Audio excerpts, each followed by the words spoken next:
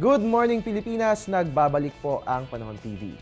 Para sa kapapasok lamang po na balita, ngayon nga pong 4:50 ng umaga, naitala po natin ang temperatura na 19.7 degrees Celsius dito po yan sa Pag-asa Science Garden. So malamig nga po ang umaga na bumungad sa atin ngayong Miyerkules. At napag-uusapan po natin yung mga temperatura at ganoon din lagay ng panahon. No? Silipin naman po natin ngayon yung aasahang lagay ng weather for the next 3 days. Narito nga po ang 3-day weather forecast ng Pag-asa.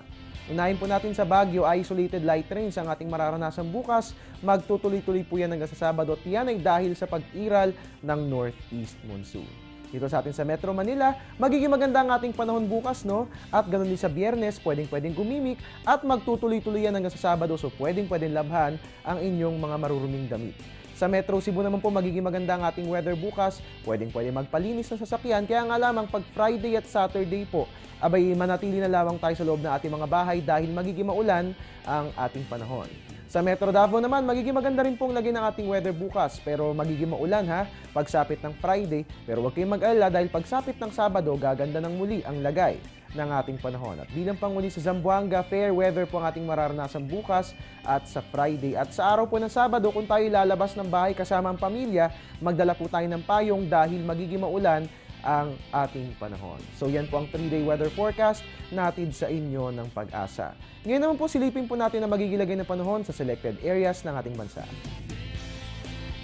Rojas City, mataas ang temperatura, 24 to 28 degrees Celsius. Mababa naman sa Catbalogan, meron tayong 20 to 27 degrees Celsius. Sa Kidapawan, magiging mainit, meron tayong 23 to 31 degrees Celsius. At sa Dipolog po, magiging malamig, meron tayong 21 to 28 degrees Celsius.